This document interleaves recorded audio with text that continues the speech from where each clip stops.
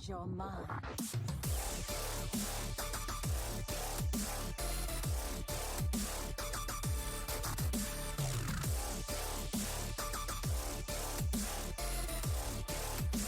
You require my assistance?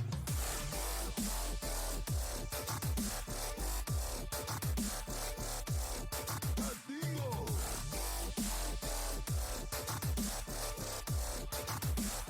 We're gonna be rich.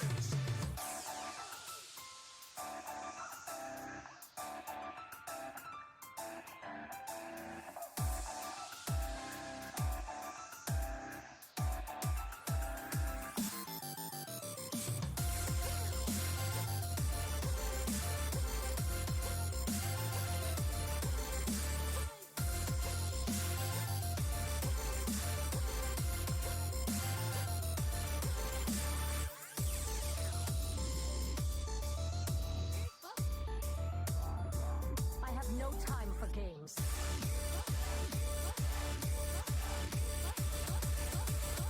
Inferno!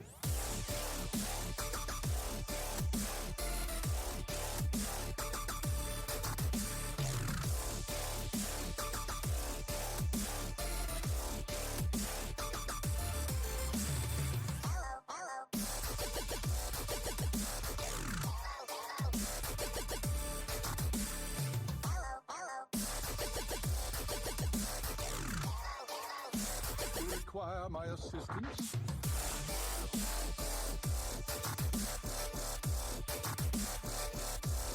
Who am I?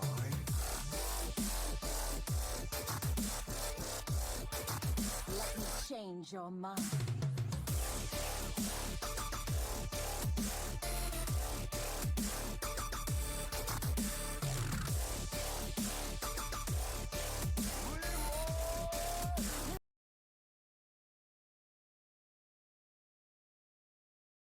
Hello, THL. Hello, and welcome to Tavern Talk. My name is Doctorfeesh, and I am your op, and I will be your main host for tonight as JR had to take care of some business outside of being here. But, you know, we will miss him, and he will be back next week. And for this week, I have my usual co-host. We have Always Justin Time. Justin, how are you doing? Doing well. Relishing the chance to talk about legacy playoffs without having to be nervous about whether my team gets in or not. Unique Yeah, position. that makes only one of you. Actually, two of you. But anyways, so we have two special guests this week. Usually we have one, but you know, two is better than one, and we brought in from a Noyo team. And making some sub occasions in some other series, as well as playing on Glock Gore and Pro. We have NiceJewishOwl or Milo. How are you doing? Welcome to the show. Hello. I'm doing well. I will say I'm in a somewhat similar situation to Justin in that I'm not worried about whether or not either of my teams are making playoffs, but probably not for the reason I would hope. Yes, unfortunately. And with me and on my right side on the screen is my hero captain and the one seed of the legacy team I play on Amber Flight Gaming, the top crossover player as of last week and last season's top crossover player as well. We got NejiBoston on the show. How are you doing, my friend? Doing good. Thanks for having me on the show. Oh, no problem. No problem. Very excited to have both of these guests on. All right, so we're gonna kind of get right into it. We have a packed show, and we're going to start here with legacy playoffs with the legacy standings for each conference. We're gonna go gold conference first, and then red conference, and end with silver. So we're looking at gold conference. We have I would say three teams that I would guarantee I could almost make a guarantee to make playoffs in Foolish Madman. Justin's team, the team to beat in all of Legacy, with 20 points a week. That's insane. Got 121 points, 1 point away from locking in playoffs as Diamond has pointed out before. In yesterday's 1 point away from not locking up the number 1 seed in the first round bye, with top 4 out of 8 to make playoffs in Legacy. So we very much playoffs. But all right, and then we got Golden Comet, by the way, sitting at 98 points, followed closely by Always Top Deck Lethal at 96, F2L Red 89 points, and a Standard THL Degenerates and Defias Brotherhood at 79 and 74 apiece. I would say it'd be very hard for Defias to actually make the playoffs this season, just because they are 15 points out or even tying F2L Red. But Standard THL Degenerates and F2L Red actually play this week, and so kind of wanted to center a bit of the talk around these two teams and how we think, and if we think that Standard THL Degenerates would be able to mount that 10 or 11 point gap to make playoffs over F2L Red.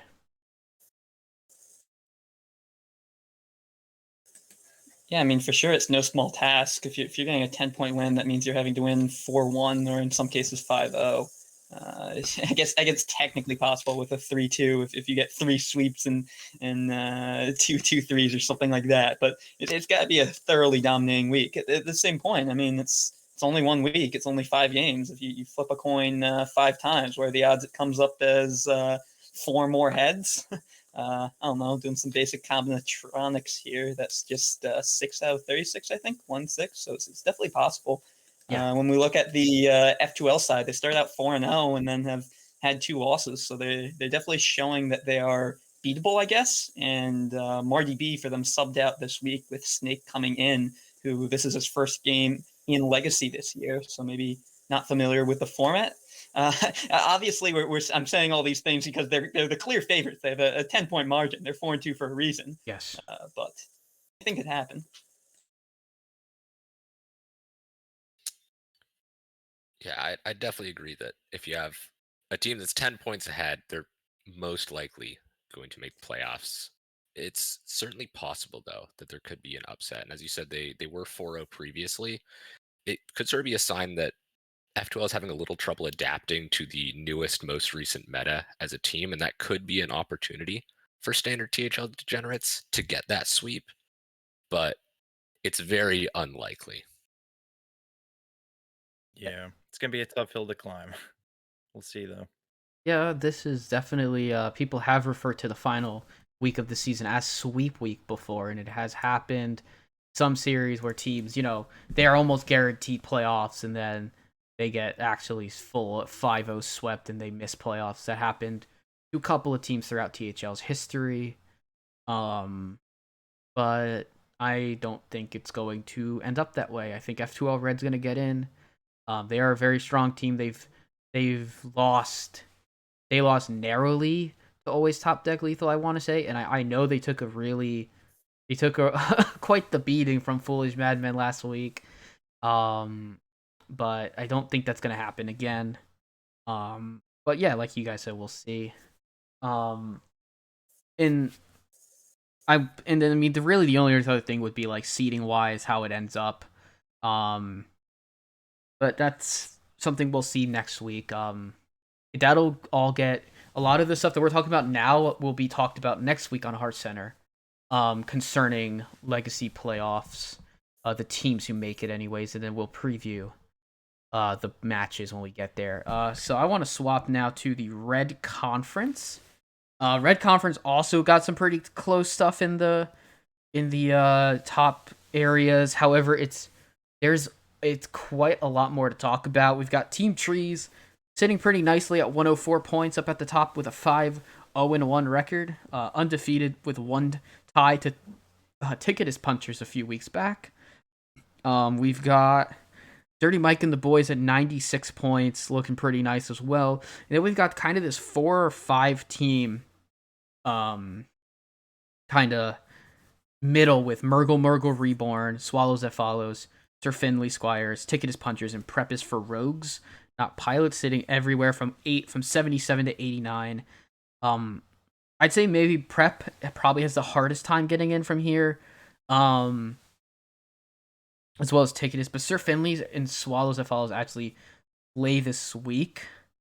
No, Sir Finley's and Yeah, it's Sir Finley's Red and is Ticketus, actually right? interesting because red is interesting because each pairings of the two closest teams play. The 1 faces the Yes. 2, the 3 faces the 4, the 5 faces the 6, and the 7 faces the 8. So Yeah. direct head-to-head battles pretty much for those last those seeding rankings. Yeah, I think the only way that Prep makes it is if they full sweep, and then you need pretty much for Sir Finley's and Ticketus to like make it close enough where like they either tie or they just go very very low points. And even then, it's going to be really hard to overtake Swallows that follows and Murgle because then one of those two teams has to completely bomb. There has to be a bomb in the other place for Prep to even make it. So, I don't really know what's gonna happen here. It's gonna be interesting to play out. We will talk about one of these matches when we start previewing the week. I think in the end that I don't know. I think Sir Finley's has a little slightly better record than Swallows that follows, but they just haven't quite put up the points per week. And so if they can put up a good week against Ticketus Punchers, then I think Sir Finley's will beat. I think Sir Finley's might end up taking that fourth spot, but I wouldn't be surprised if it again just stays kind of chalk with Swallows and Murgle just getting enough points to stay in. But it's quite unlikely that happens, where maybe one of the two teams from the lower actually makes it. I feel like this dynamic here of everyone facing their neighbors with everyone keyed up to play well in the matches makes it more likely that we're going to see some draws here. Unlike in some other series where if you have like a third place team facing an eighth place team, maybe the eighth place team is just mentally defeated and surrenders like a big a big deficit or something like that. No, I don't think that's going to happen here. It'll all be close matches, and I think those 3 and 4, Murgle, Reborn, and Swallows that follows will both sneak in, no matter who wins that one.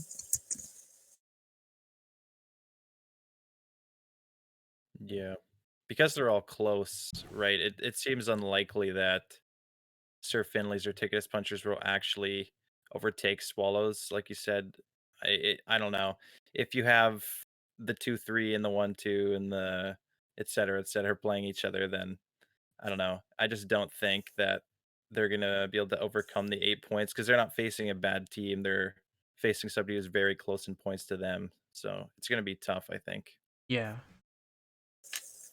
Yeah. Speaking of 8-point gaps, we won't be talking about this in our legacy section, but those 1-2 seeds of Team Triss against Dirty Mike and the boys are facing each other. So all that Dirty Mike has to do is win by 8 points or more, which given the 3-point bonus for winning, that's kind of just squeaking out most margins of victory will put them in first place over Team Triss. And because winners of your conference get that first round bye, that means quite a lot versus some of the other battling for 3 versus 4 seed or 2 versus 3 is not quite as relevant. Yeah. So certainly a match to keep an eye on. I mean, that's definitely a match to keep an eye on as well, to see who's going to be the 1 seed out of the Red Conference to get a bye week. Because that is quite a lot to play for. Yeah. I mean, this conference is definitely this conference is interesting, but I think Silver, which we'll get to soon, is also very interesting. Perhaps almost more interesting playoff scenarios that can ensue. Milo, any Diamond knowing in the chat, of course, that the highest point earner who gets second place also gets a bye is Yes. of course correct. But yes, if you're Team Triss or Dirty Mike, you would not want to leave that down to chance of how like Flame Pimps you're do right. down in You're Silver. right. Yeah, both of them could make. That's true. Yeah, Milo, any thoughts? I mean, I think I mostly agree with everything that's been said. We would sort of need that 3 versus 4 match to be a blowout and the 5 versus 6 match to be a blowout in order for one of those teams in 5/6 to make it in. And I think because these teams are all facing the person next to them in the bracket, it's unlikely we're going to see those massive blowout games.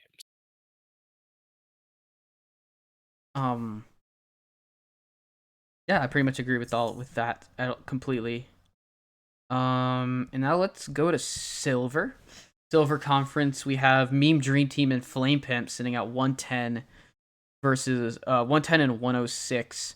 Dad Legend at 93. Hot Zilfs at 86 points. 5 points behind them are Amberflight Gaming, and 11 points behind Hot Zilfs is Hearthstone Academy. And so there's some very interesting possibilities in the Silver Conference where what is it? Beam Dream Team plays Amberflight Gaming this week. I know that Hot Zills plays Hearthstone Academy. Do you know who you guys play, Milo? For Anoyo, do you play Dad Legend, Flame Pimps, or IDK? I believe we're playing IDK. Oh, I would need to okay. like check through. Yeah, but I Okay. believe we've played against the other ones already. Yeah. And Flame Pimps and Dad Legend is the last pair. Okay. So there is some scenario. I think Dad Legend, Flame Pimps, or Me Dream Team, they're all set. I think it would take a lot for Dad Legend to get kicked out. Like they'd have to get full swept by Flame Pimps, to have a chance for like Amberflight Gaming and Hot Zilfs to make it that way.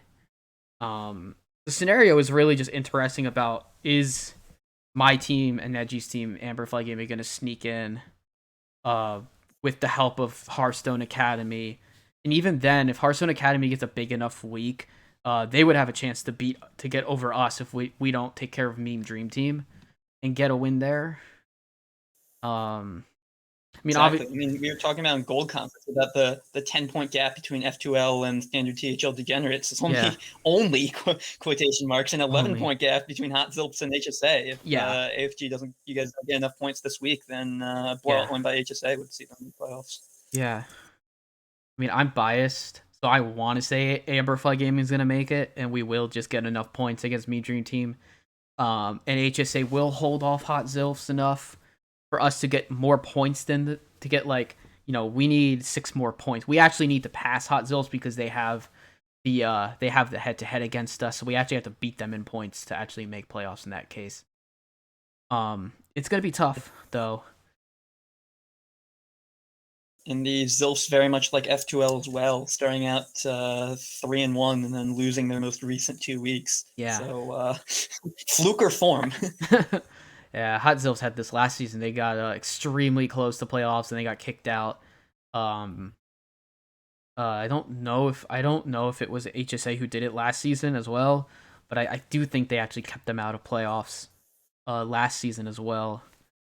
So we'll see if it's a repeat, or if Hot Zilfs will take the win and will secure their spot. Neji and Viola, you guys can give your thoughts on this conference. Yeah, I mean, I think it is starting to come down to those 2 matches we were talking about, with Hot Zilfs versus Hearthstone Academy, and then Meme Dream Team versus Amber Flight Gaming.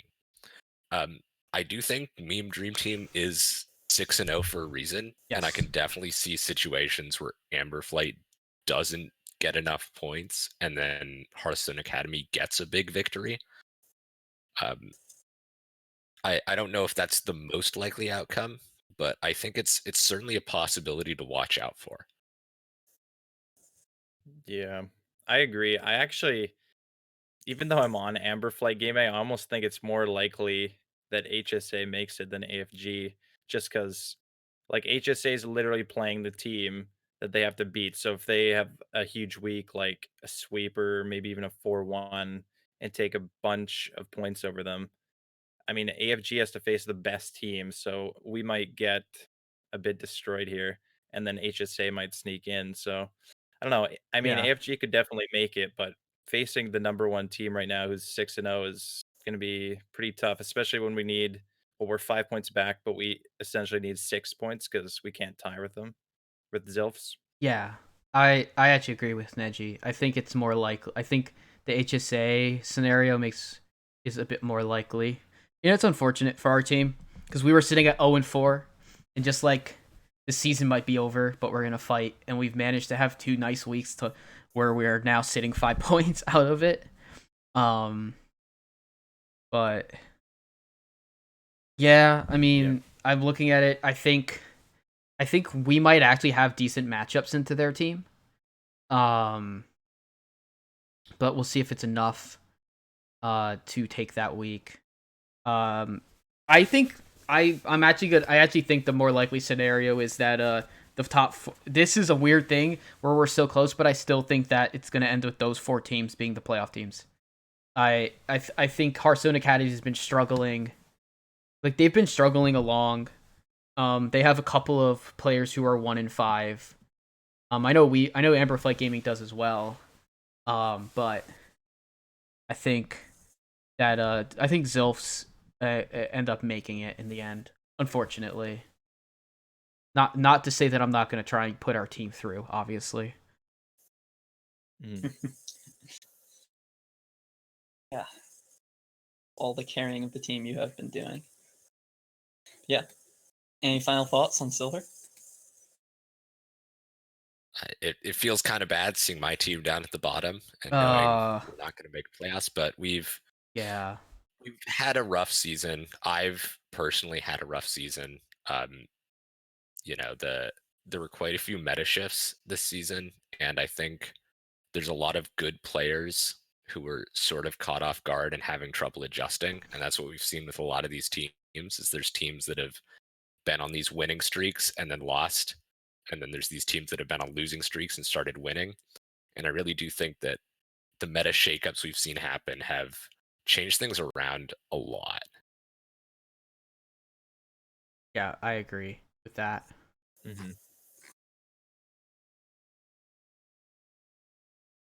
Right. That's going to do it for the Legacy Standings portion of the show. We're going to transition now into previewing this next week's matches. We're going to be covering quite a few less matches overall, but we are going to make sure to do get 3 Legacy and 3 Hero matches. So we're going to start in Legacy with Justin's pick for the week. Let's go ahead and take it away. Yeah, so I will be talking about Swallows That Follows against Murgle Reborn here. The 3 versus 4 seed that we've already discussed a little bit on Red, but if one team loses this, they may have 3 teams biting at their heels for that final playoff spot. So quite important to not just win this, but just even if you go down in flames, pick up max points. So I talked to Lemur about on Swallows That Follows. So the big news that's not even updated on the website yet is that Debs will get 3 points or 4 points against Bill Snyder's 0 because there has been a DQ. Corbin unfortunately overslept and missed his match time. But Lemur reassured me that the Swallows are used to flying into the wind. This is but another obstacle for them to overcome. And he personally will be going against his hero teammate G-Kick. So by captain's orders, he told him not to play Hearthstone this week. So while he admitted that G-Kick may be the better player than him, he expects to be a bit fresher and get the jump on him. So overall, Lemur was still pretty optimistic about his team's chances. And then over on the Murgle Reborn side, Dabs said pretty much, yeah, well, started not doing so well, underperforming, but now we have our super sub Callus Luna coming in for the carry, who just qualified for Masters Tour Ironforge, and we're already up from this Debs win, so feeling pretty good about that. So also interesting is compared to all the other teams, Murgle Reborn is bringing a lot of mage. You would think Heat Shock's on them. And so I asked Dabs about that, and he referred me back to an absolutely crazy game that I had the fortune of watching the other day where he beat D-Money on stream, or on ladder, where D-Money was playing a quest control warlock that got its quest off by turn 4 and then tapped on turn 5 with the quest reward and got Ticadus and played Ticadus on turn 5, upgraded, and burned Dabs' Mozaki. But 4 Solarium Primes later, and Dabs still emerged victorious. Oh, the scam! No. Nah, it all comes back to no. it all comes back to Scam Mage. Come on, we all know this. Yeah, so I mean, maybe they just have the meta read. What can I say? Yeah. So overall, pretty much I agree with what Lemur said. It's going to be flying uphill for the Swallows. Just Yeah. probably trying to get max points before they go down a loss. Because starting off down 4-0, it's so difficult. But It is. if any team could do it and then pull out just enough, scrape together 10 points to see playoffs, I would believe in them.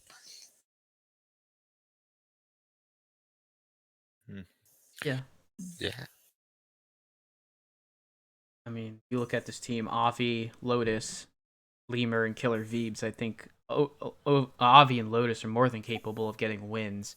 And yeah, going against Neji's pro teammate Kalis Luna, playing in the 2 seed in Legacy, by the way, is pretty tough. I think Lotus is also a very, very good player. So it'd be fun to see how this plays out. Dabs versus Avi, really good match. G-Kick versus Lemur also should be pretty good. So yeah, we'll see if G-Kick follows the captain's orders or not. And yeah, Veeps versus Shu should also be pretty interesting. Shu is a very, very good 5 seed. Everybody says that a lot when they mention him. But it's true. He's a really good 5 seed at like, you know, mid 140s or like a mid 100s PR is pretty good.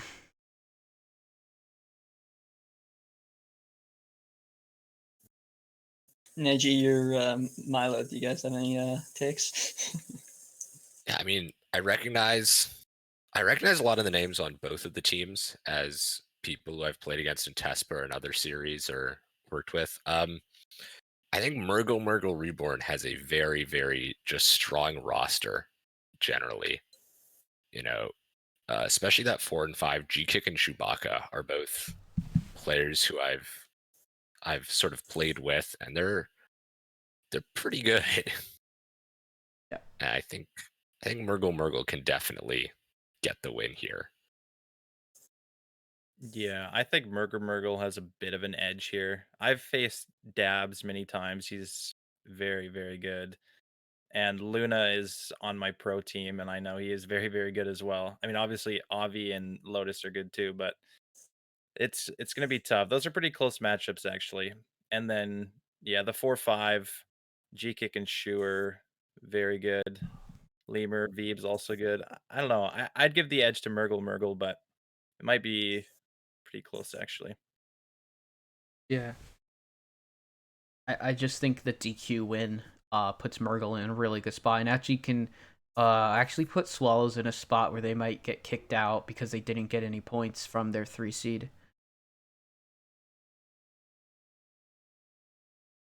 So Yeah, it's a tough start for them. alright, so next match, Neji's match that he picked out. Go ahead and give me the rundown on this match. I mean, you and I are very familiar with this one. So let's tell the people. Yeah. All right. Yeah, we got Meme Dream Team versus Amberflight Gaming. Meme Dream Team is already locked up. They're the 1st seed. Amberflight Gaming is trying to squeak their way into playoffs. So for the matchups, we got Easy Bake versus myself, Clone versus Itachi, Interval versus Dragon Rider, Wyfair versus Doctorfeesh, and Will Played versus Haster. So for the 1 seed, I mean, I'm playing in it, so I'm gonna say I'm gonna win, but you never know. Clone and Itachi. Clone is very, very good, and Itachi's been having a rough season. I think it'll be a close match, but yeah, Itachi's been struggling a little bit in Legacy this season, so Clone might have a little bit of an edge there. Dragon Rider versus Interval. I think that's gonna be. I think that might be the closest match. It'll probably be a 3-2, and I don't know which direction. Not but... again. Please no more 3-2s. Please no more Yeah. 3-2s. Dragon Rider with the 3-2s. Yeah. Always 2-3 or 3-2. Always been that way this season. And I think it might be this week. I Yeah. know Interval is really good. Interval's so is Dragon very, Rider, very so. good, yeah. 4 seed. I personally don't know much about Wyfair. He's 100 PR up on you, but I mean PR doesn't mean a whole lot, so we'll see. You're also 5-1 this season, so Yeah. I don't know. That might be a close one. I think my read last week on the meta was quite bad. And so if I just play more solid, bring things that aren't ramp druid, I should be fine. Yeah, good decision. Yeah. And then, well, the 5 seed, I might have to give it to Well Played here, just on record alone. I mean, he's 5-1, Haster's 1-5, and they're both similar PR, so it seems like Well Played might continue his streak here, but Yeah. you never know. I mean, crazier things have happened. But yeah, I'm hoping for the AFG win. I don't know if it's gonna happen. We need a lot of points. We need more than just a win, I think. We're gonna need a big Yeah, win. we actually need and against a team that's we need a 6-0, 4. I think we need a 4-1. Honestly. Yeah, 4-1. Yeah. But I mean, it's possible. I think the top 4 of us can all like I think Itachi's finally I think this meta is going to suit Itachi pretty well. But we'll see. yeah. I mean, he did win last week. He Yeah. was 0-5, so I mean, He- technically he's streaking. He can have his swept. 1-5. He swept last week. Yeah. We'll see. I definitely need to win my match, which will be on stream, right? Yeah. I mean, Fish, you getting your first loss of the season in Legacy last week. Are you planning on doubling that number this week? No. Come on. I'm not planning on doubling. No. I plan on going 6-1 this season. Okay. So you're 1-0 confirmed. And then just to look I at mean more for sure. wins We have on, 2-0 confirmed with me and Neji. If we're being okay, confident. Yeah, there you go. Hopefully Dragon Rider can get the 3-2 in her favor this time. Yes. Yeah, I have to say, looking at this match, I do think it is going to come down a lot to Dragon Rider's match, because I will give it to Doctorfeesh in the 4. I'm not just saying that because I'm on stream with you. I think you've got a good chance there. Although I think Clone and Well Played, based on record and based on what I know about them, I think they've got pretty good shots. So I think it's really going to come down to that 1 and 3 seeds. And I know Neji and EasyBake are both very strong players, so I'm not going to make any predictions there. But I think that's probably going to determine sort of how many points you guys are able to get. Okay. Neji, a little advice. EasyBake had been my nemesis for across many metas in Open Cups last year. I swear, I was like 0-5 against him lifetime in like best of 3. But then finally, last weekend, we faced in the 3rd place match, the Philly Esports, and I got my first ever lifetime win against him. All that it takes, his secret kryptonite, all that it takes is a turn 3 12-12 Edwin. That's it's not that complicated. Wow. Yeah, I mean Not- that makes not too sense. difficult. Yeah. I think I'm actually the complete opposite. I'm pretty sure I've beat EasyBake every time I faced him, but I lost to him during the Philly Esports thing. So I actually also Wow. haven't.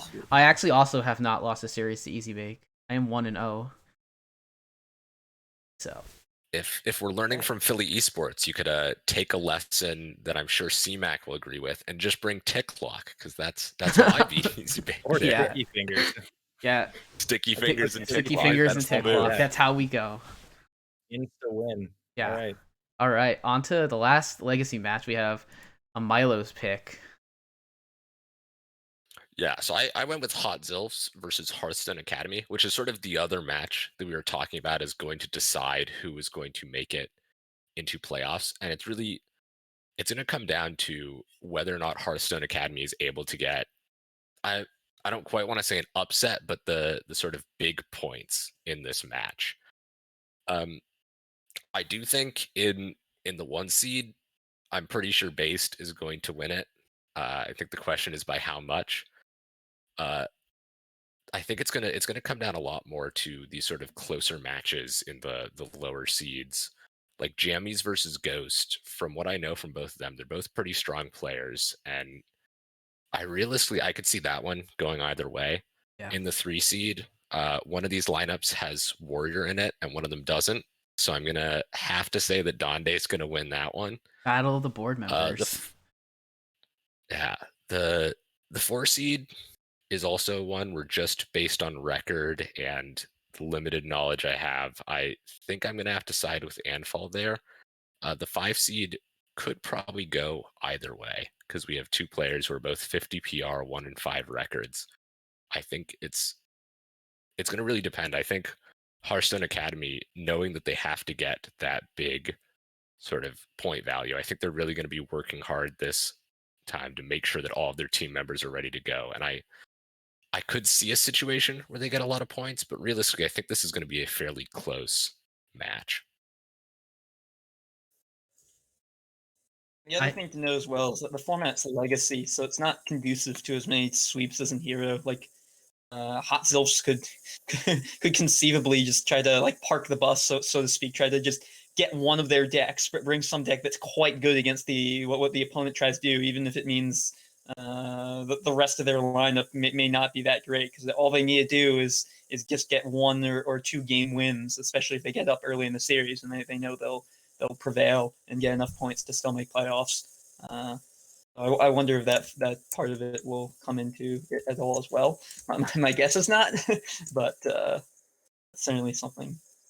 And I guess the other thing I'd mention is that Dande has had quite a good season for himself this season in Legacy, but not just that. He's, I believe, the 1 seed of his Hero team as well. I Yes. remember seeing above 500 there. And then in Orange Conference for Hero, oh, sorry. I meant to say pro before for his pro team. And then in the Orange Conference for Hero, he is the 1 seed, and he is 3-2 against what I maybe Neji would agree with me. Well, I like to think has some pretty good 1 seeds in that conference with the two of us plus Darion and Blue Spartan. So Yeah. Pretty good 1 seeds, I will say.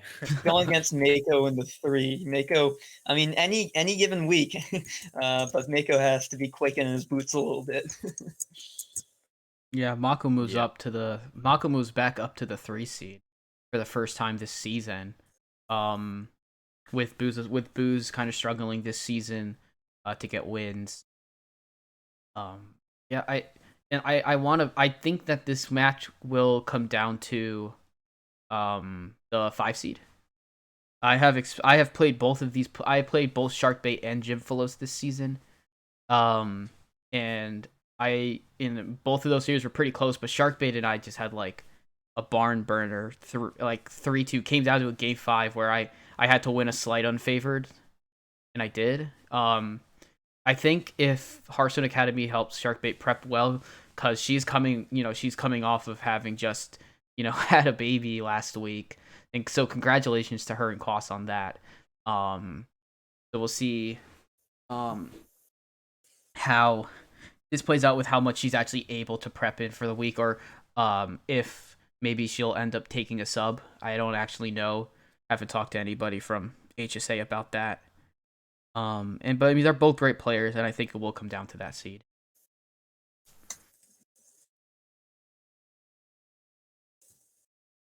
Yeah, I faced both Based and Coles this season. They're both really good, but Based is 5-1, so I might give it to Yeah. Based here. Mhm. And I mean, Dande versus Mako. Mako's climbing the hill on this one. Yeah. Dande, like we said, is like a 1 seed in all his series besides Legacy. So it's gonna be a tough one for Mako there. Yeah. Yeah, and Ghost versus Jammies. Jammies started out pretty hot this season, and he's kind of cooled off down the backstretch. Ghost, I think, there was a while where Ghost was only involved in sweep matches, whether he won or lost, which is quite interesting. Like Justin mentioned earlier, it's really that sweeps don't usually happen in this format. So, and I don't think that match is gonna sweep. Yeah, any last closing thoughts on Legacy as a whole before we go to Hero? I think we summed it up pretty well.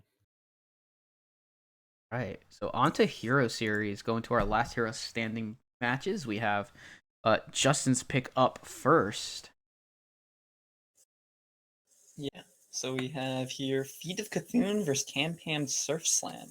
If anyone has looked at the tables recently in Hero, you will notice that it is very confusing because Hero, the top 2 out of 5 teams in each of the 3 conferences are guaranteed playoffs. And then the remaining 2 of the 8 playoff teams are wild cards, just based on total number of points going across each of the conferences. So those wild card spots are in hot contention, especially because in orange and purple, there's been 2 teams that have broken ahead of the pack substantially and look to be locking up those 1 and 2 positions. But anyways, in purple here, although they are in 5th place and 4th place, the bottom 2 places, both Tampams and Feet of Cthulhu have that game in hand. They're only behind because of their bye. And whoever wins this match this week will likely be going up into playoff position for that final wildcard slot to be on track for. So these teams still very much control their own fates.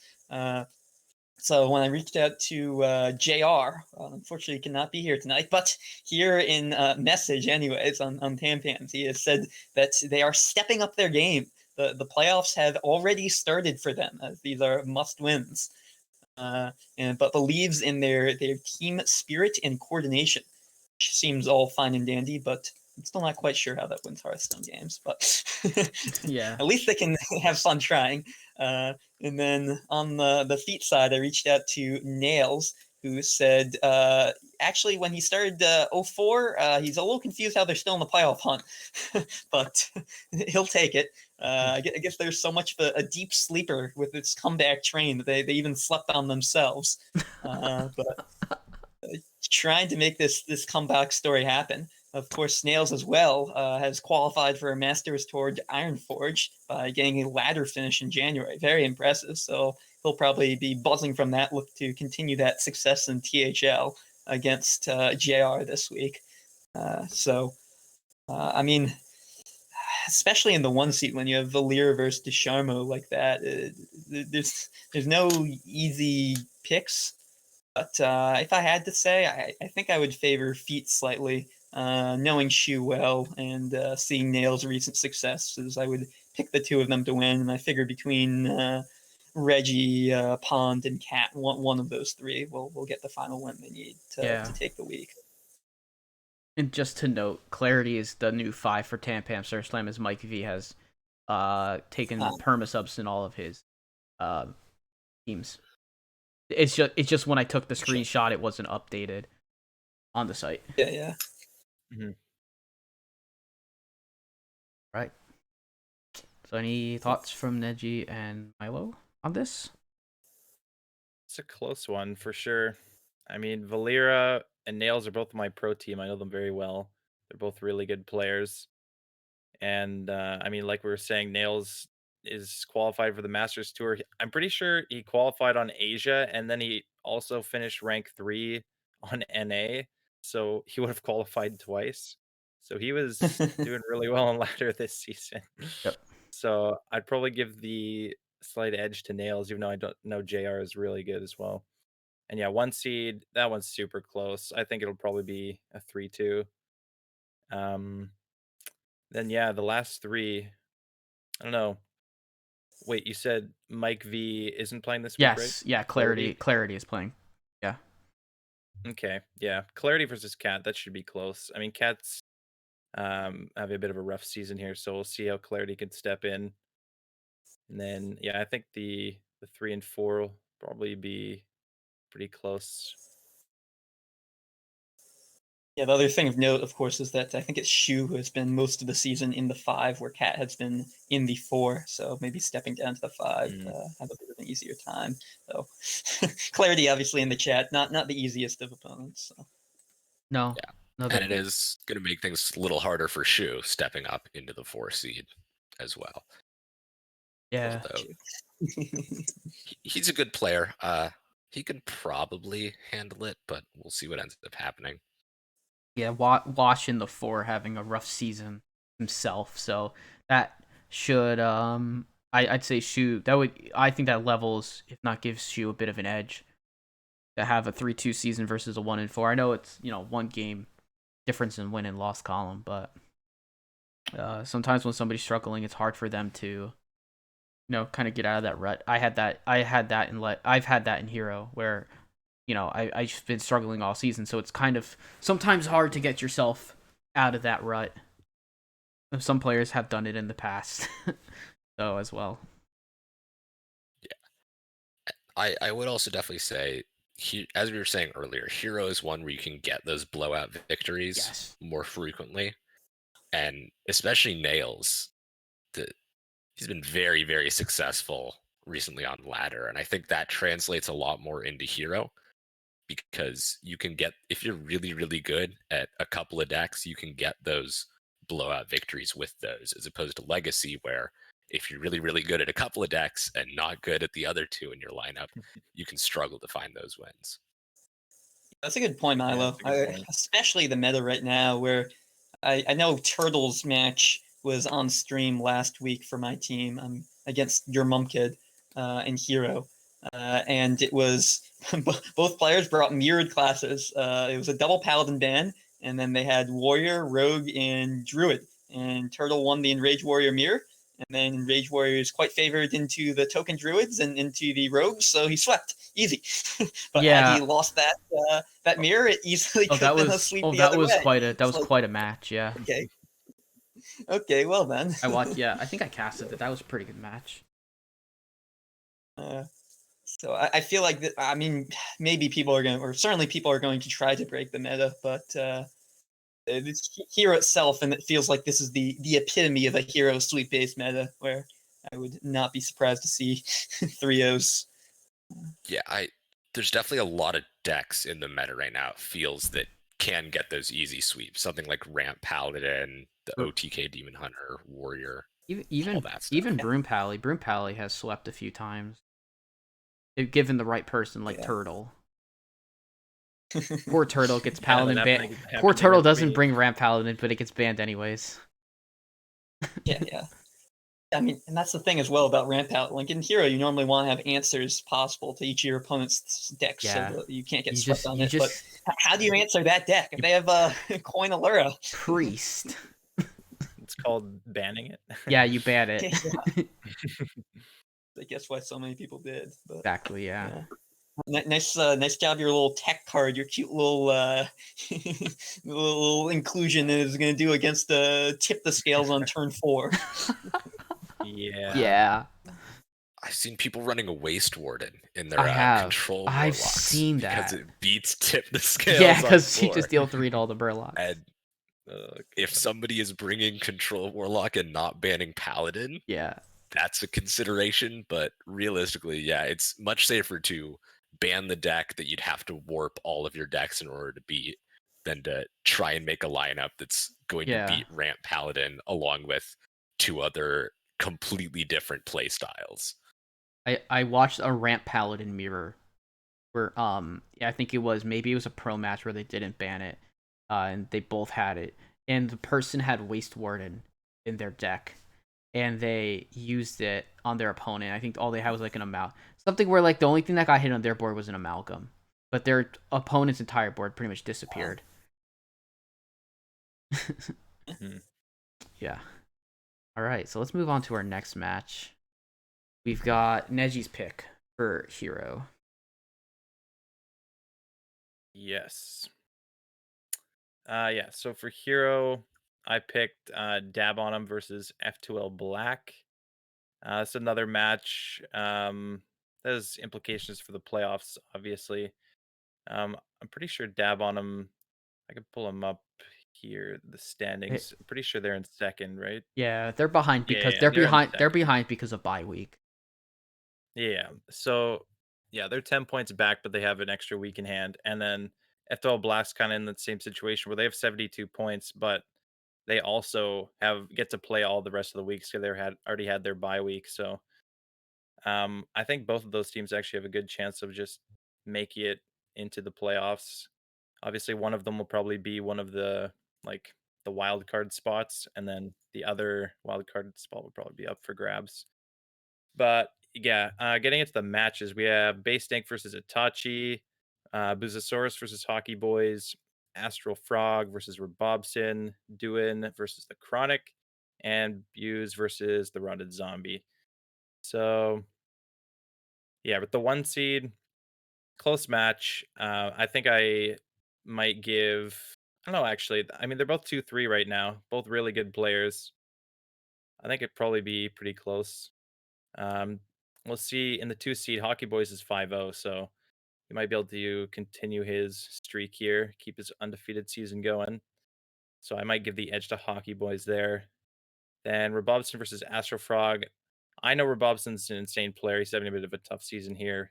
So I think this might be a pretty close match too. Duin versus the Chronic. I think I give the slight edge to Duin here. Duin is obviously an insane wild player, and that's been translating to standard for him as well. So yeah, that's pretty good. And then the Rotted Zombie versus Buse. I mean, Rotted Zombie just came in. This is his second week in Hero.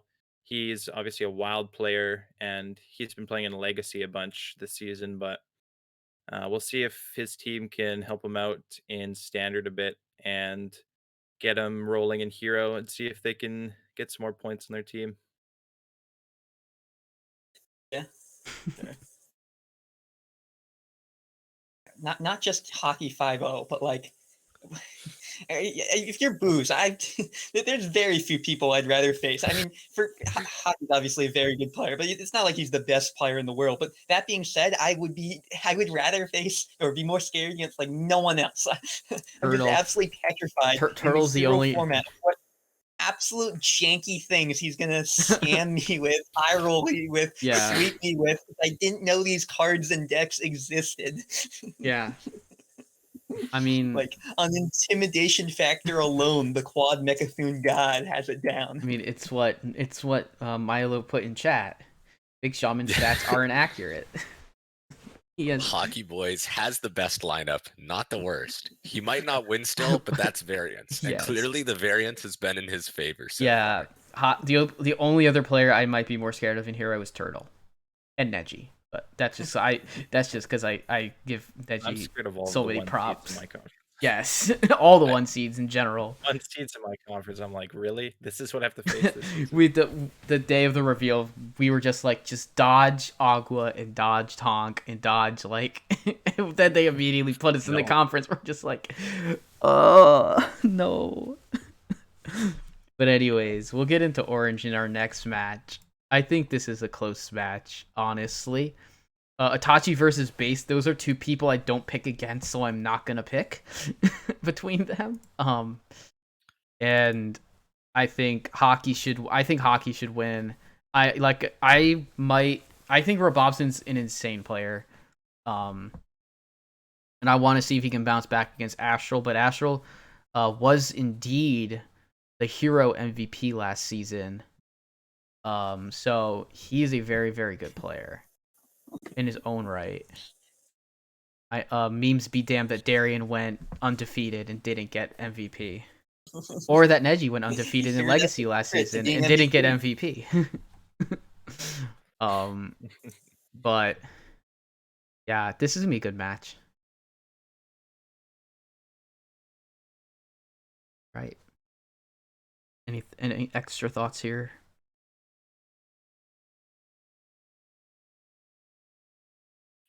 I mean, I think I agree with everything that's been said. I'd say I think if I were against Hockey Boys in Hero and I see Tentacled Menace on 5, I'm conceding the series right there. There's no way I'm going to win through that. Doomed. Yeah. All right. We'll move on to the next pick. This is Milo's pick. Go ahead and take me. This is going to be Advanced Tactical Lackeys versus Servants of Yogg-Saron, and I think this is a match where ATL is sort of, if you just look at the numbers right now, ATL is looking to be favored, but Servants has had sort of a massive roster swap, and this is a match where there's a potential for a very cool story of Servants getting a massive victory and making enough points to get in. And I think that's why it's one to watch, where we have this big roster swap. So it's going to be hard to sort of predict what's going to happen, even though ATL is a very, very strong team.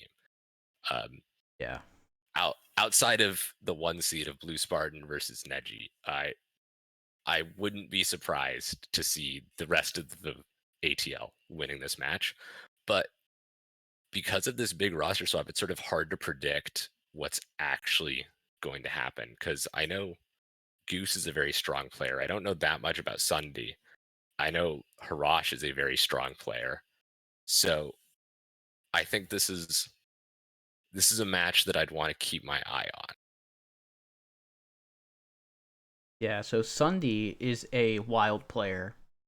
Plays on Everyone's a Winner, which is the top wild team in the entire series. And Goose is just a 1 week sub for Marty B. So Marty will be back week. With Sunday, if for this week, and I know our team has a bye next. The team has a bye next week. It's technically my former team. I have stepped back. So I'm not sure if Sunday's going to sound for both weeks or if he's just going to be in for this one. I think that it's going to be a bit of a struggle. I think with the players we have, we can with the players they have, they can definitely take an upset win over ATL. Neji versus Blue Spartan, I would give the edge to Neji, even though Blue did win their first matchup. There is a lot of high roll involved. As Neji will tell you. Getting reverse swept by Broom Paladin does not feel good. No, it doesn't.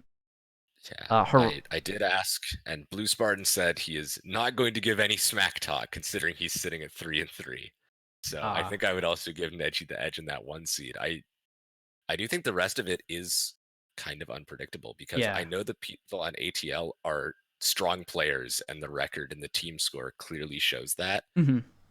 But I think the people on Servants are also strong players, and there's not that much info on them. Yeah, I think element of surprise can help, especially in the 5 seed. I know Maddie's a very good player. We had a pretty good series. In the first round robin, it was a 3-1 for him. Risen versus Mako. I mean, I give the edge to Risen because of record and PR. But Mako, like, he's still 3-3, so it's not like he's, having a necessarily bad season.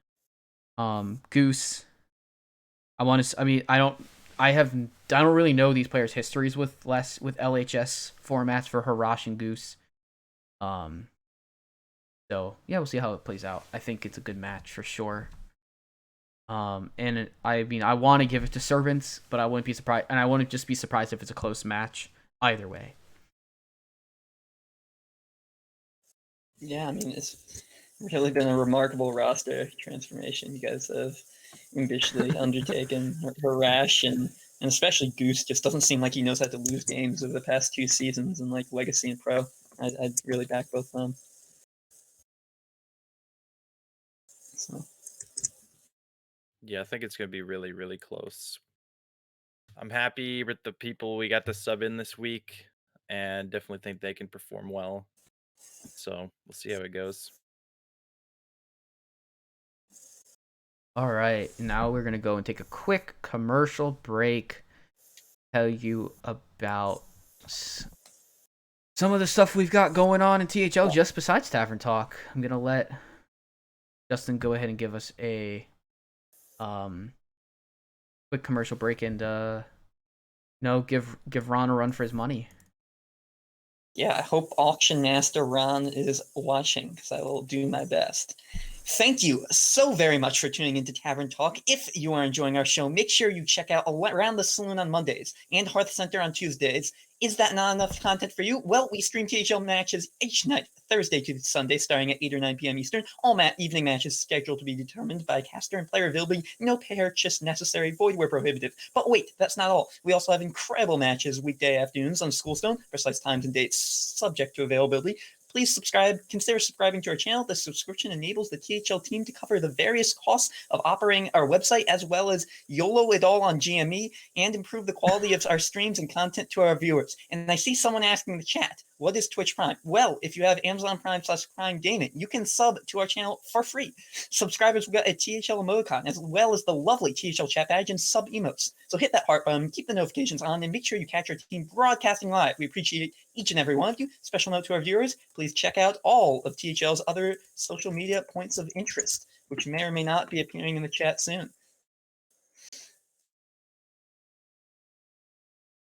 I can unmute myself. Well done, sir. All right, we're gonna transition to Pro and Wild. We actually have.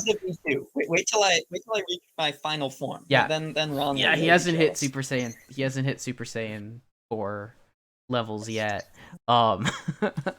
Anyways, we're gonna move into pro now. Pro is just getting kind of towards the back half of their season right now.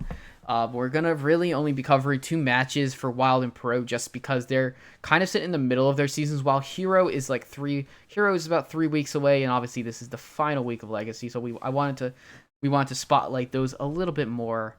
But once with Legacy going into playoffs, we're gonna have more time for Pro and Wild going forward.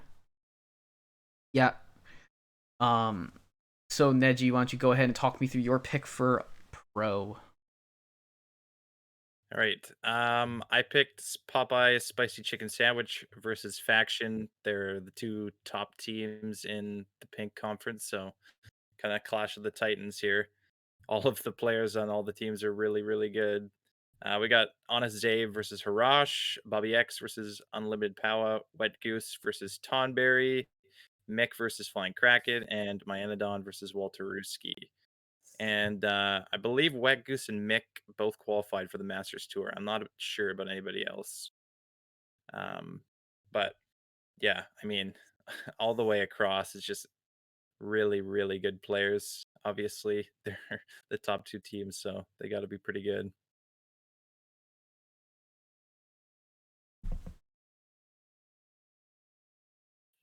Yeah, I mean, we look down the line, the only player in this entire series with a record under 500 is Walter Ruski. Everyone else is 3-3 or better. Zabe versus Harash is going to be a very good match. We do not have obviously any submitted decks, so I can't be like, oh, these players are bringing these decks. Unfortunately, that's what happens when we have stuff before the deadline on Wednesday midnight Pacific. But I think this is gonna be a really interesting match. I might give some slight edge to Popeye's chicken sandwich, but I don't know. I know at least a couple of players on Faction. Harash being on Servants of Yogstar, at least knowing who he is. He's got some high finishes. Tonberry, a lot of people know, but he's consistently been like top 200 and has made top 100 legend before. Flying Kraken, also insane player. Unlimited Power, also good. And Walter Ruski being like kind of the founder of Faction as an org. He's obviously also a strong legend player. Yeah, I mean, this is going to be close. I would give Popeyes maybe a slight edge, but not a very big edge at all. Yeah, I think Popeyes will probably take it. Probably be close though. 3-2, maybe 4-1. With a name like that, how do you ever bet against them? Oh. True. Faction, good org name, but compare it to Popeye's Spicy Chicken Sandwich as a THL team. Let's be honest here. Yeah.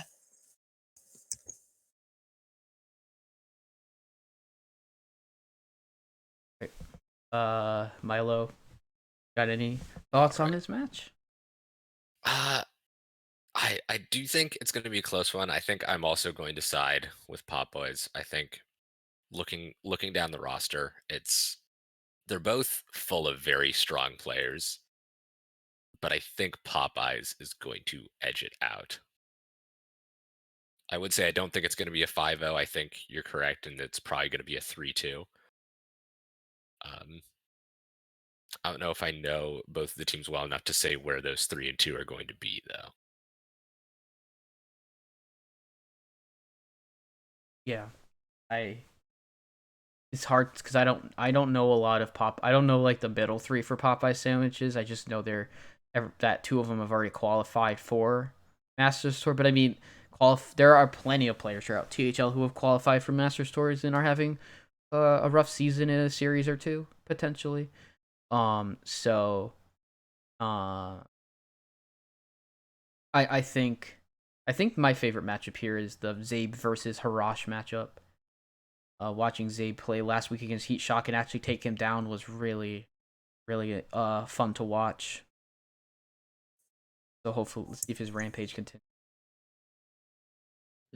I would say I'm gonna give it to Harash and Unlimited Power for faction, and then I think Wet Goose, Mick, and Myanodon will win for Popeyes.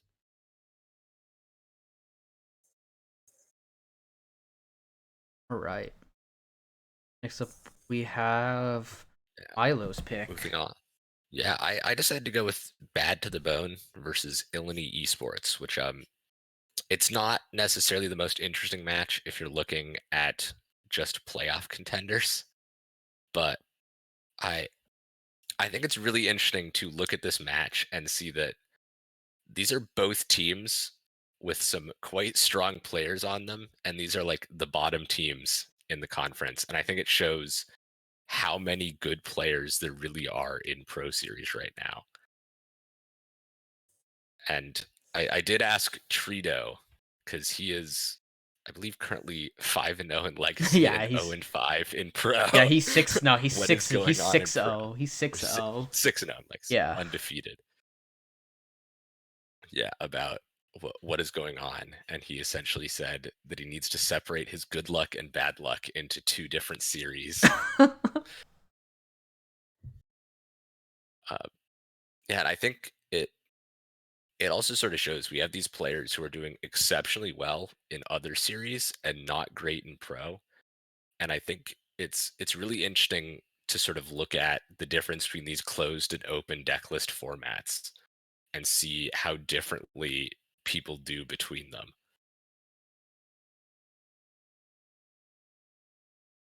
Because none of the people on either of these teams, well, at least most of the people on both these teams, they're all good players. I've played against a lot of them in TESPA or in other tournaments. I've played with Trito at a recent AVGL tournament, and they're not bad players. And it's interesting for me to look at this lineup and see that these are sort of the bottom teams when these are teams full of very strong players.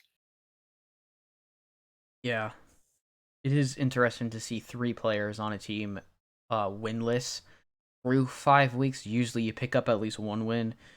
I'm like Bad to the Bone. Every player who has been playing for more than 1 week has picked up a victory at least. So like only A2 subbing who subbed in last week for Adamos or Adamos, him coming in and taking a loss in this first week, like that could happen. He has been he has been away from THL for a little bit, so he'll be coming in and getting his getting back into the swing of things, and also hopefully bringing a little bit of like renewed what I'm trying I can't think of the word, but Vigor.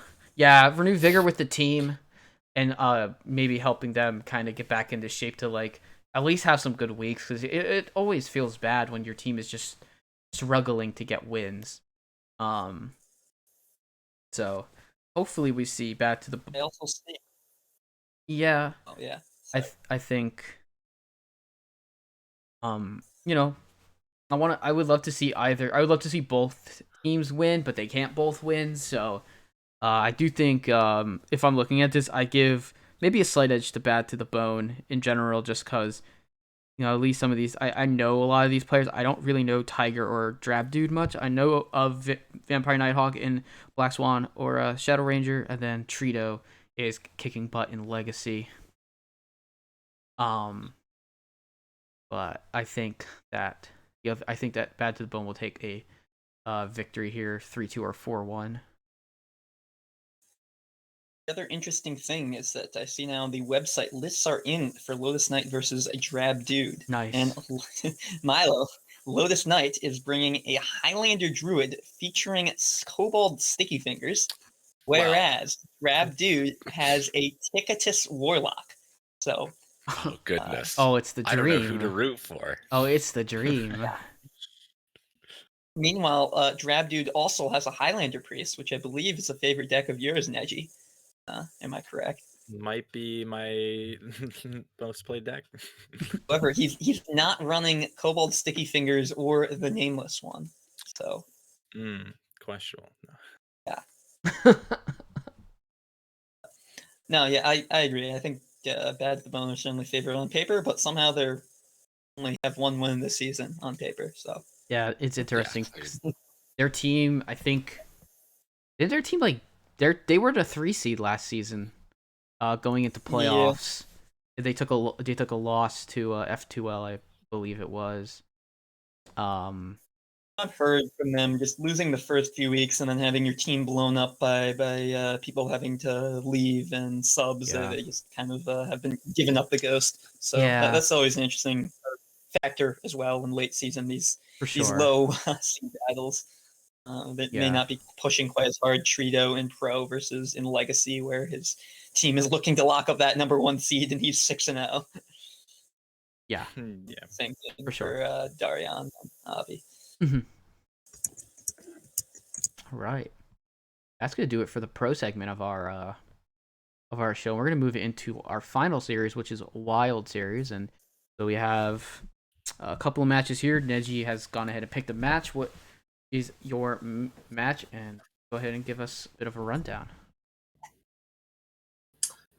Yes. All right. For Wild, I picked a Noyo team versus Everyone's a Winner. This is the number 1 team. Everyone's a winner. I'm pretty sure across both. Yes, I think they're number 1. I mean, They I know are. they're number 1 in green. they are Okay. number 1 across. And Yeah. then, okay. And the Noyo team's, I think, second place in brown. And they made finals last season. So they're very good too. So this is another like Clash of the Titans match. Should be a really good one. I mean, we got Duin versus Battle Tagger. This is going to be an insane match. They're both really, really ridiculous wild players, so that'll be really good. Slight versus 6J, also really close. More insane players. Same with the 3 seed, Sunday and NPG Squirrel. I know Sunday is like insanely high ranked in Wild all the time and does like outside Wild tournaments and whatnot. So that should be good. And then we got Mad at Arms subbing in for Mike V. I think this is a perma sub. Yeah. And going up against Absolute, who I faced last week, who was extremely good. And then Batmazeal and Hazer, also really, really good wild players. Like this is pretty crazy. You got like top wild players on each side. Yeah. Should be a good match. And I have lists for Absolute versus Mad at Arms. So I think we could go through and kind of give a prediction because you know a lot of these decks. We have so it's Paladin, Priest, Rogue, Warlock from Absolute. His Paladin is Odd Paladin, which I would say is pretty expected. His Priest is Big. It looks like Big Priest. Yeah, that's Big Priest. And then we've got Kingsbane Rogue and a Dark Glare Warlock. Meanwhile, for Mad at Arms, we have Secret Mage, what looks like Odd Rogue, Disco Lock, or Discard Lock, and Pirate Warrior.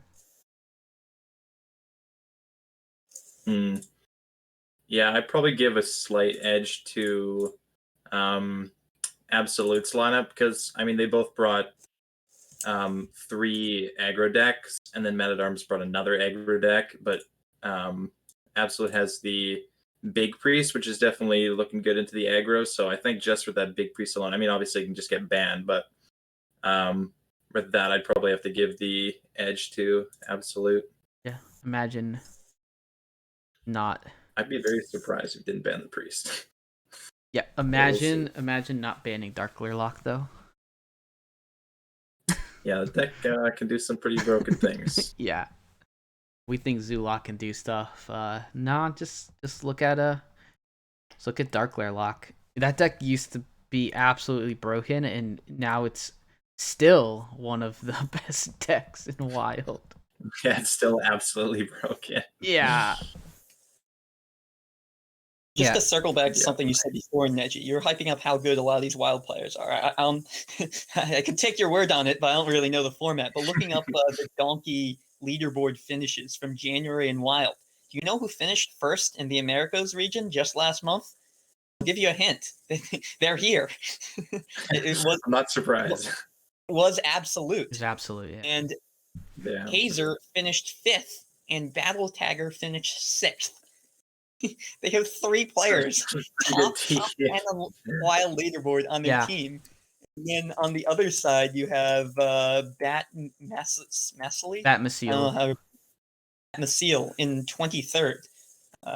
So these are quite frankly, seem to be on paper some of the best wild players there are in the entire world duking it out here. So Yeah, my team learned that firsthand. I mean, we literally had never lost a match. We didn't lose last season. We hadn't lost this season, and we got absolutely obliterated last week. So, yeah, everyone's a winner's pretty good, I'd say. Yeah, I would as well. All right, Milo, do you have any thoughts on this? I mean, I don't know how much of a wild player you are. Yeah, I don't know that much about Wild. I do know that Duin is a very strong player generally. But if his hunter gets banned, we'll have to see. He doesn't how bring. well He he's doesn't. able to do. He doesn't bring Hunter to wild most weeks. Doesn't bring Hunter to Wild. He stopped doing it Yeah, last week. he doesn't. No, he didn't bring a lot of Hunter last season. I thought. Really? No. I Well, that's like his. He his brings a lot of specialty Highlander. deck, His- even though it's complete garbage. But He brings a lot of Highlander though. a lot of Reno Lock. you love to see it. Love a lot of Highlander. LP probably brought some LPG Mage along the way. I would guess. That's my favorite deck. Right.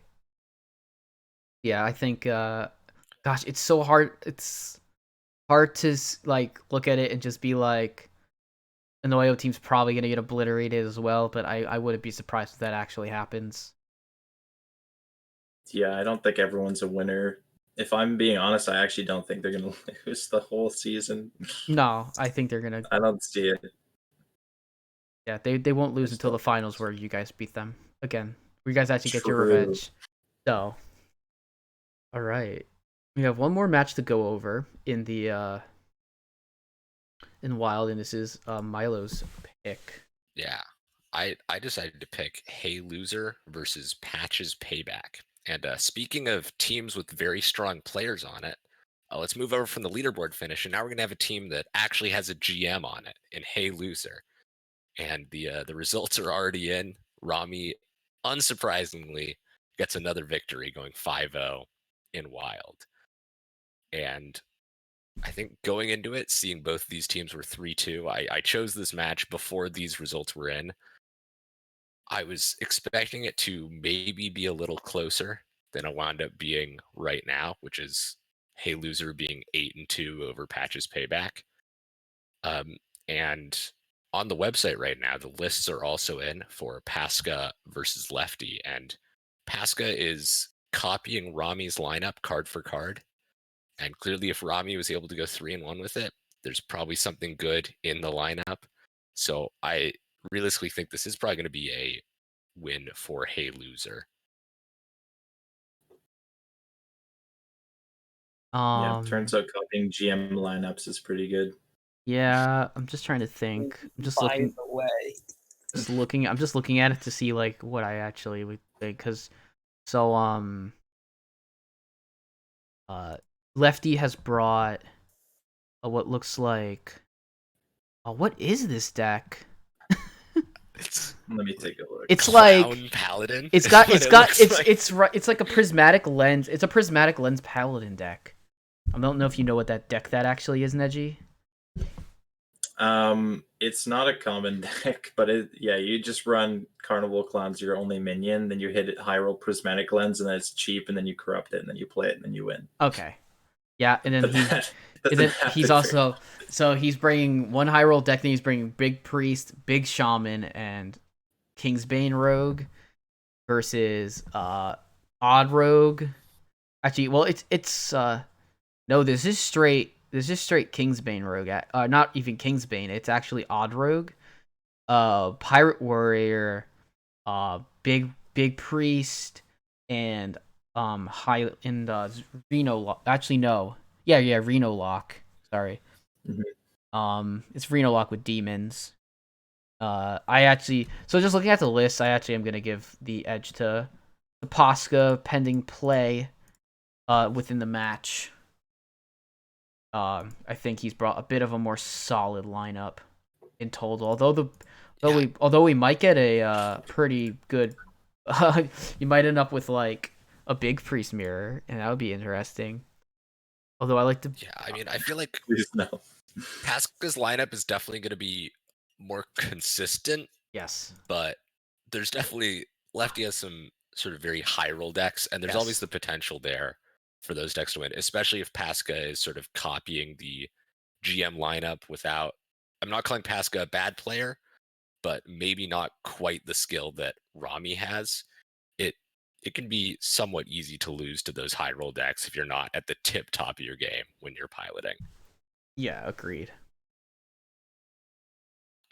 I've learned that firsthand trying to play GM variant decks in standard and just not playing them well because I am not as good as them.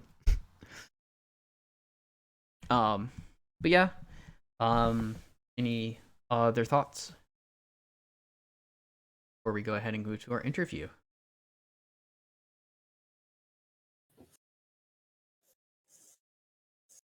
Yeah, I think it's time to crack open these questions. All right. So I got the first one for you, Neji. So I know I alluded to this before. By your reputation, you are a Highlander priest main this meta. So what is worse, Lucia haters or anti-maskers? Oh gosh. Oh my god. Oh gosh, that's a loaded question. That's a really, really tough question. I mean, I'd They're have to go both with a the scourge illusion. upon society that contribute to massive amounts of disease and pestilence. Oh my gosh. This is true. This is true. I might have to go with the anti-maskers, but Lucia is definitely one of my favorite cards right now. So anybody who's hating on the Lucia, I don't know. That's I do understand why. I've definitely been hit by it myself, but yeah, that's a good question. Yeah. I had to say, I was originally one of those Alusha haters, and now that I've played a bit more Priest, I do think it is unnecessarily hated, and it is a very skill-intensive card. Yeah, I agree. I Yeah. think Lucia has a lot of skill around it. Better at Yeah, 3-mana than it's 2, a that tough one. whole way. The Two is- two mana so illusion, not so much. Yeah, like 3 mana It has makes money. it more of like a disruption card, and like 2 mana, it was like a tempo card. Yeah. It's pretty busted. I remember I had a great moment in the Philly esports tournament that I played in recently against Bill Snyder, where I played Alusha on 3, and I took his coin, took his shadow step, and gave him his hand right back. And he was not very happy about it because there was also an Edwin in that hand that he was planning to play soon. Yeah. Oh my god. All right, next Yeah. question. This is from Milo. If you could be any key on a keyboard, which one would you be? This question is from Molestar. That is not a question I was expecting to be asked.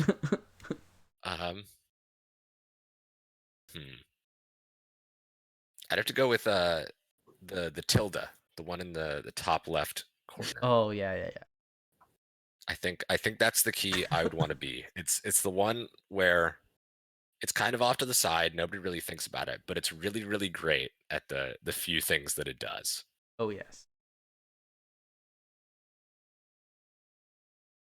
All Stars criticizing you in the chat, going too much thinking, not instinctual enough. Hey, beggars can't be choosers. You ask the question, he answers them.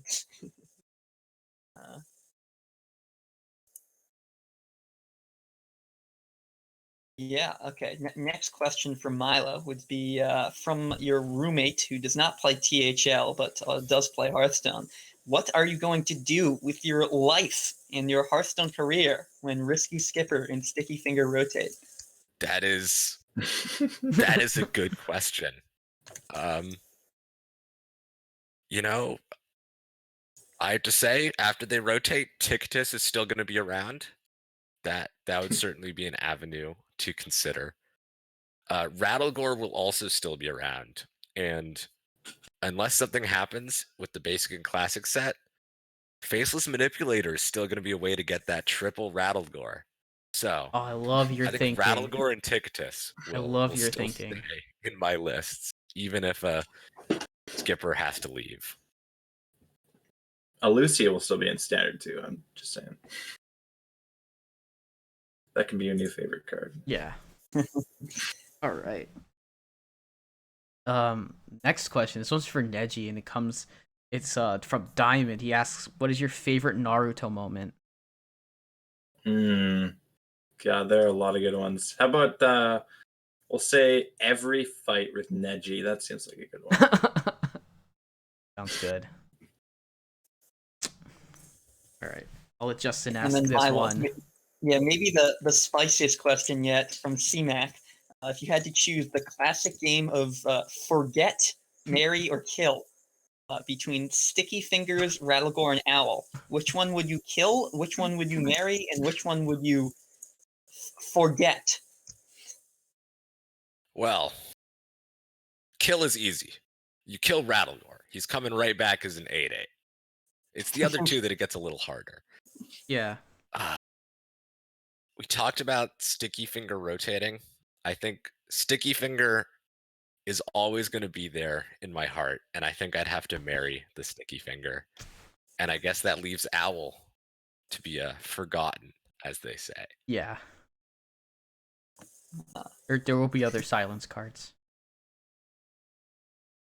I might have to switch to Priest if Owl goes away forever. Yeah. Might have to switch to Priest so I can still get rid of those Rattlegores. Or as Molstar pointed out in the chat, Showstopper. Yeah. Because if my opponent copies the triple Rattlegore, I can play Showstopper and then Brawl and then Bladestorm. And I think I'm ordering this correct, that all of the Rattlegores would then be silenced and then die. Yes. Although, yeah. That is correct. Nice Jewish kobold, Diamond points out in the chat. But yeah, I mean, it sounds like your relationship with Owl was a brief, passionate fling. But yeah, seems like a good spot. Cool. All right, and this last one, we actually have a question for for the other hosts from me. That's Justin. This comes from Molstar. Is Justin a better analyst, or is Nine Eyebrows a better content creator? So recently, as part of Team Diamond's Dudes, I have come on as head analyst, whereas Nine is a content creator. So immediately upon my announcing my signing, I sent out the call for heads to analyze. And my solicitations were met with many heads that I analyzed. And I correctly picked out some of them as serial killers when people started getting fancy with the heads they sent me and trying to get me to say nice things against very, very not nice people. But unfortunately, Ted Bundy slipped through the cracks for me, and I said he looked like okay and kind of cute. So that was a bit of a stain on my time as head analyst. So I think I'd have to give this one to Nine Eyebrows, who has gone above and beyond making meme videos. If you guys were following Hero last season, you have seen his amazing Minions content to hype up his finals match against Inzi, and he has continued to do that on Team Diamond's Dudes with quite a banger of an intro reveal video, which involves also a Minion costume and a banana. And himself in the theme 3 times at once. Nice. So, hands down. Quality. All right. So that is all the questions that we have. That is going to do it almost completely for the week. I'm just going to run down some of the matches that we have for the weekend, because outside of this, we have matches from now until Sunday that will be streamed. We have Thursday Night Throwdown, casted by Brushy Tuna and Ron Mexico. I believe they are still attempting to get a 8 p.m. match, but they have a 9 p.m. Legacy Series Red Conference match between Lefty and Two Fly. That is a Dirty Mike and the Boys versus Team Trees. Two Fly going for his 6-0 or 7-0 Legacy season on stream against Dirty Mike and the Boys, rock solid 5 seed Lefty. Friday Night Fights, which is myself and Corridon casting, Doctorfeesh and Corridon. 10 p.m. match. I'm not sure if these times are correct, but I guess we're starting later and we're gonna end even later than I was expecting. We have Pro Series Black Conference match, Donde versus Ron Mexico, Aeon versus The Unknown. And then at 11 p.m. apparently we have Legacy Series Silver Conference, Jammies versus Ghost, Hot Zills versus Hearthstone Academy. And we can ignore, yeah. Okay, and then Salty Saturday, I do not have any matches from Donde. But it will likely be Donde and Isocles or Donde and Brushy casting one of those matches. Schoolstone Saturday we are looking for matches and a stream op actually for Saturday. So there may not be Schoolstone on Saturday, but Schoolstone on Sunday we have an amazing slate. 3 great matches starting at Sunday, 12 p.m. Eastern. It's going to be Euro Series Teal Conference, Mr. Python from Ask HS versus Agent PWE of No Pros here. And then followed by Legacy Series Silver Conference, we got NejiBoston from AFG versus Easy Bake of Meme Dream Team. And then 2 p.m. match, we got Pro Series Black Conference. Oh my gosh, this match. McBanterface versus Molestar. Hype Horizon versus Swagoy Black. That match is going to be insane. So your casters for that will be Rabobson, myself, Doctorfeesh, and Lotus Knight will be our stream op. But he'll also be partially casting the match as well. For all 3 of them. Yeah, we'll see. I believe I will be casting the first 2, and then I will then Lotus and Rabobson will continue on for the 2 p.m. match. That'll be super hype. So yeah, if you are looking to get your match streamed, and there will be no Sunday Showdown this week as it conflicts with the Super Bowl. So, if I'm even allowed to say that the big game this weekend between the Bucks and the Chiefs, for those of you who care about American football. Yeah, contact Donde, contact Saku, Marty B, or Lotus Knight. You can even contact myself for Schoolstone. Just if you want to get your matches streamed. We have availabilities pretty much every single night besides Sunday. So, yep, that's going to do it for our show. Thank you, Milo. Thank you, Neji, for coming on the show and being great guests. Yep, thanks for having us on. It was a good time. Yeah, thanks for having me. It was a lot of fun. Right, and So your presence will live long in our memories. Oh, be yes. quite sticky there. yep, live long in our hearts like all sticky finger. So is we'll be back next week, same time, same place. Justin, myself, JR, and a guest of whoever wants to come on. So if you want to be on the show, go ahead and contact myself, JR, or Justin. We will try and get you on one of these weeks. So until then, stay safe. Take care. We'll see you. See ya.